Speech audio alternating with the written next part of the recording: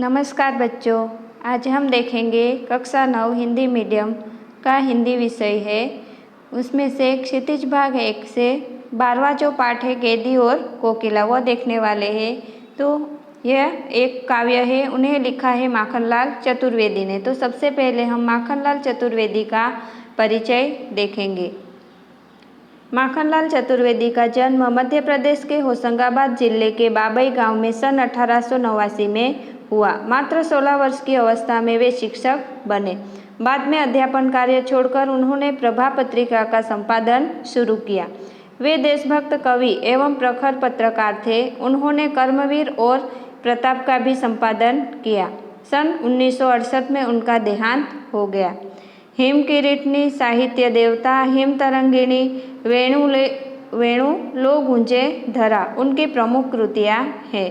उन्हें पद्म भूषण एवं साहित्य अकादमी पुरस्कार से सम्मानित किया गया है।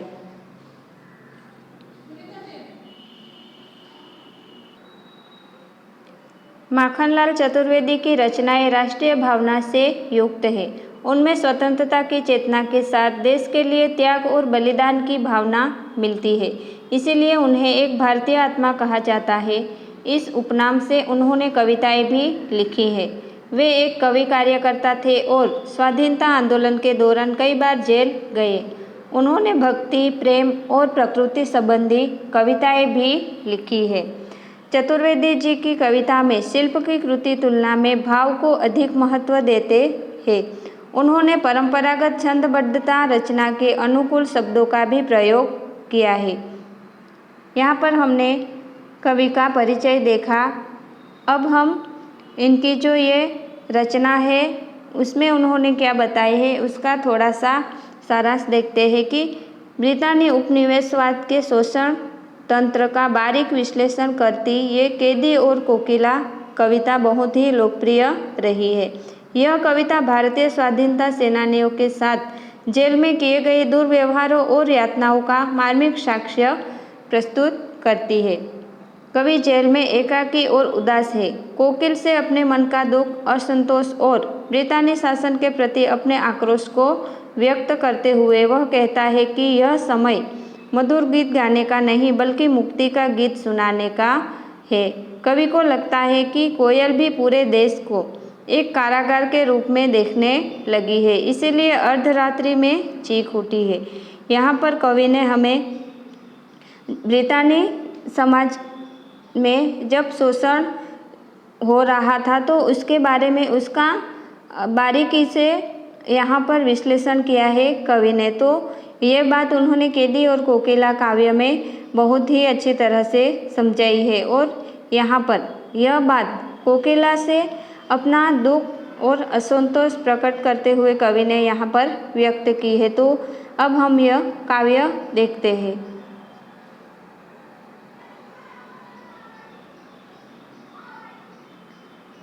क्या गाती हो, क्यों रह जाती हो, कोकिल बोलो तो क्या लाती हो, संदेशा किसका है कोकिल बोलो तो। यहाँ पर कवि क्या कहना चाहते हैं कि वो कोयल को कह रहे हैं कि वो कैदी के रूप में है और कोयल से पूछता है कि वह क्या गाती है और बीच बीच में चुप क्यों हो जाती है। अपने गीतों के माध्यम से मेरे लिए क्या तुम किसी का संदेशा लाई हो, ऐसा कवि कोकिल से पूछ रहे हैं। ऊंची काली दीवारों के घेरे में, डाकू चोरों बटमारों के डेरे में।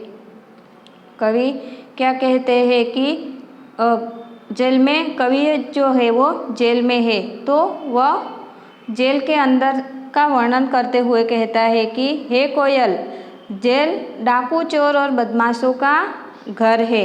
उन सबके बीच हम जैसे स्वतंत्रता सेनानियों को रखा गया है। जीने को देते नहीं पेट भर खाना, मरने भी देते नहीं तड़प रहे जाना। कि जेल में हमें पेट भर भोजन भी नसीब नहीं होता है। यहाँ न जीने दिया जाता है और ना ही मरने दिया जाता है। यहाँ अमानवीय परिस्थितियों में नारकीय जीवन बिताना पड़ रहा है। कि यहाँ जहाँ पर हमें रखा गया है यहाँ पर हमें ना ही जीने देते हैं और ना ही मरने देते हैं और ना ही तो भरपेट हमें खाना भी मिलता है। जीवन पर अब दिन रात कड़ा पहरा। और क्या हो रहा है कि जेल कर्मचारी हम पर कड़ा पहरा रखते हैं। शासन है या तम का प्रभाव गहरा, हिम कर निराश कर चला रात भी काली, इस समय कालिमा मई जगी क्यों आली। कि हमारी हर गतिविधि पर, हमारी हर हरकत पर बारीकी से, यानी कि एक एक बात को बारीकी से हमारी ओर देखा जाता है, हमारी हर एक बात पर नज़र रखी जाती है। ऐसा लगता है कि जैसे शासन नहीं बल्कि घोर अन्याय है, कि ये कोई शासन नहीं बल्कि घोर अन्याय हो रहा हो, ऐसा लग रहा है। और रात इतनी बीत चुकी है, अब चंद्रमा भी हमें निराश कर चुका है।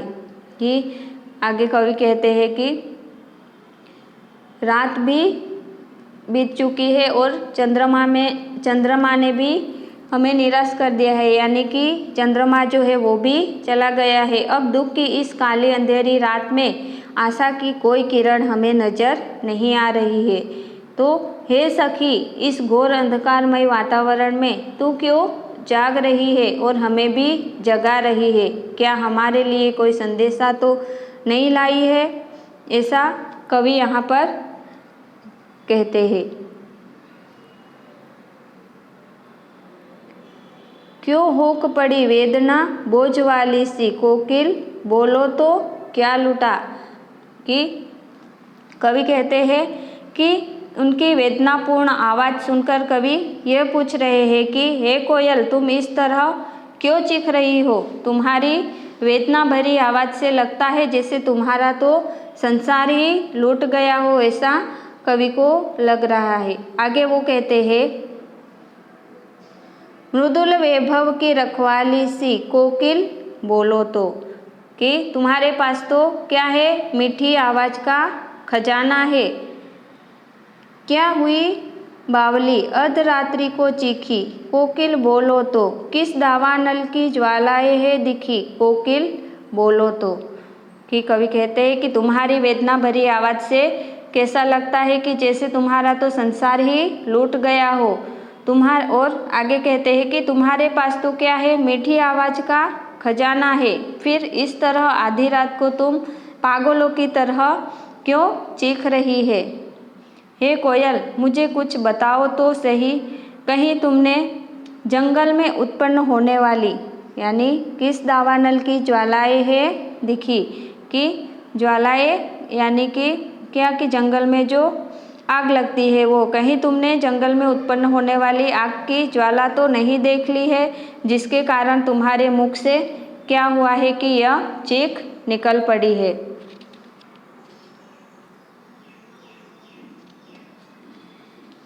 क्या देख न सकती जंजीरों का गहना, हथकड़ियाँ क्यों यह ब्रिटिश राज का गहना। आगे कवि कहते हैं कि क्या तुम स्वतंत्रता, ये जो स्वतंत्र सेनानियों के हाथों की हथकड़ियाँ है और पैरों की जो जंजीरें हैं वो तुम नहीं देख पा रही हो। कोल्हू का चर्रक जो जीवन की तान, गिट्टी पर उंगलियों ने लिखे गान। कि यह ब्रिटिश साम्राज्य का जो शासन है तो उन्होंने हमें ब्रिटिश साम्राज्य में हमें क्या पहनाया है कि हमें हथकड़ियाँ पहनाई है और ये उन लोगों का पहनाया गया हुआ गहना है हमारे लिए। हूँ मोट खींचता लगा पेट पर जुआ, खाली करता हूँ ब्रिटिश अकर का कुआं। दिन में करुणा क्यों जगे रुलाने वाली, इसीलिए रात में गजब ढा रही आली। कि आगे कवि कहते हैं कि सुबह से शाम तक हम कोल्हू खींचना पड़ता है, यानी कोल्हू यानी क्या, कि जो कुएं में से पानी निकालने के लिए रखते हैं वह, तो उससे उत्पन्न चरक जो जब कुएं से पानी निकाला जाता है तो वहाँ से आवाज़ आती है, जो मोट खींचते हैं तो उसकी आवाज़ जो होती है, उनकी जो चरक जो होती है तो वह ध्वनि ही हमारे जीवन का क्या बन गई है, अब तो वो ध्वनि ही हमारे जीवन का गीत बन गई है। यहाँ हम गिट्टियाँ तोड़ते हैं और हमें पेट भर जुआ रखकर पूर्वत खींचना पड़ता है कि यहाँ पर उन्हें क्या करना पड़ता है कि ये जो पूरा मोट है वो पूरा दिन खींचना पड़ता है और वह पानी पूरा दिन खींचते रहते हैं और फिर भी उन्हें क्या करना पड़ता है, उन्हें खाना भी नहीं देते हैं, जिससे हमें लगता है कि हम ब्रिटिश सरकार के अकड़ के कुएं को खाली कर रहे हैं और ये जो इन लोगों से काम करवा रहे तो उससे कवि को ऐसा लगता है कि मानो इस काम से वो क्या कर रहे हैं कि ब्रिटिश सरकार जो है उनकी जो अकड़ है वो हम खींच कर उन्हें खाली कर रहे हैं, उनके खराब व्यवहारों को, ऐसा कवि कहते हैं। आगे कहते हैं कि दिन में करुणा क्यों जगे रुलाने वाली, इसीलिए रात में गजब ढा रही आली, कि शायद कवि कहते हैं कि दिन में शायद तुम्हें करुणा को जगाने का समय नहीं मिल पाया होगा, इसीलिए रात में तुम अपना मधुर स्वर सुनाकर हमें ढांढस बना रही हो, यानी कि हमें रात में ये गीत सुनाकर हमें हिम्मत दिला रही हो, विद्रोह के बीज बो रही हो, हमारे अंदर हिम्मत बंधाकर क्या तुम विद्रोह के बीज बो रही हो, ऐसा कवि कोकिल से पूछते हैं। कवि को कोयल के गीत में क्या नजर आ रहा है? कोयल के गीत में एक उम्मीद की किरण नजर आ रही है।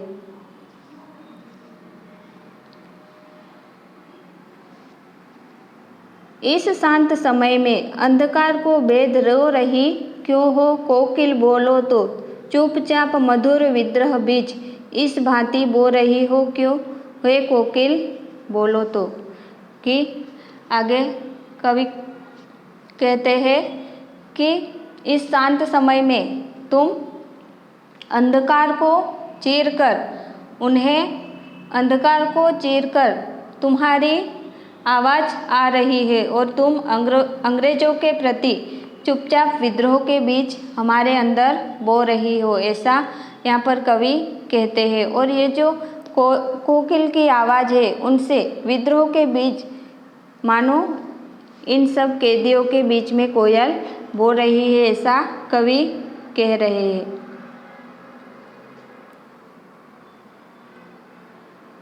काली तू रजनी भी काली, शासन की करनी भी काली, काली लहर कल्पना काली, मेरी काल कोठरी काली, टोपी काली, कमली काली, मेरी लोह श्रृंखला काली, पहरे की हूँ कृति की व्याली, तिस पर है गाली ए आली।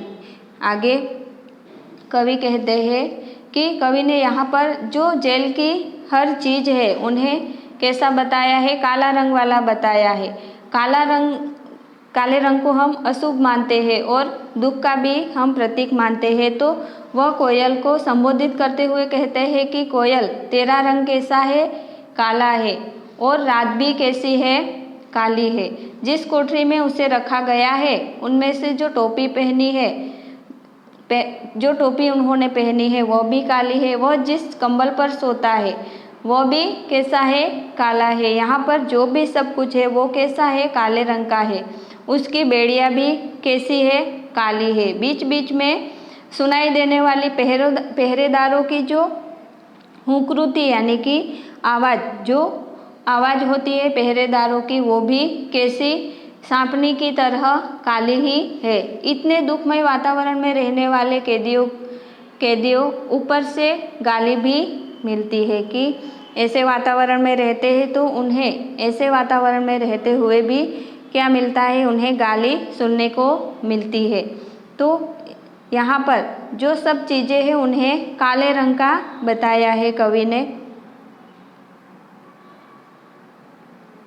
इस काले संकट सागर पर मरने की मधमाती कोकिल बोलो तो, अपने चमकीले गीतों को क्यों कर रही हो तेराती, कोकिल बोलो तो। कि हे कोयल, इस संकट के काले सागर में तुम मरने के लिए क्यों आई हो, ऐसा कवि कहते हैं। तुम इतनी उतावली मधमाती यानी कि तुम इतनी उतावली क्यों हो रही हो, कुछ तो बोलो। कि इतनी उतावली क्यों हो कोयल, तुम कुछ तो बोलो। तुम इन विपरीत परिस्थितियों में अपने चमकीले गीतों को कैसे गा लेती हो कि इतनी विपरीत परिस्थिति है, फिर भी तुम इन सब के बीच में ऐसे गीत कैसे गा लेती हो कोयल, कुछ तो बोलो।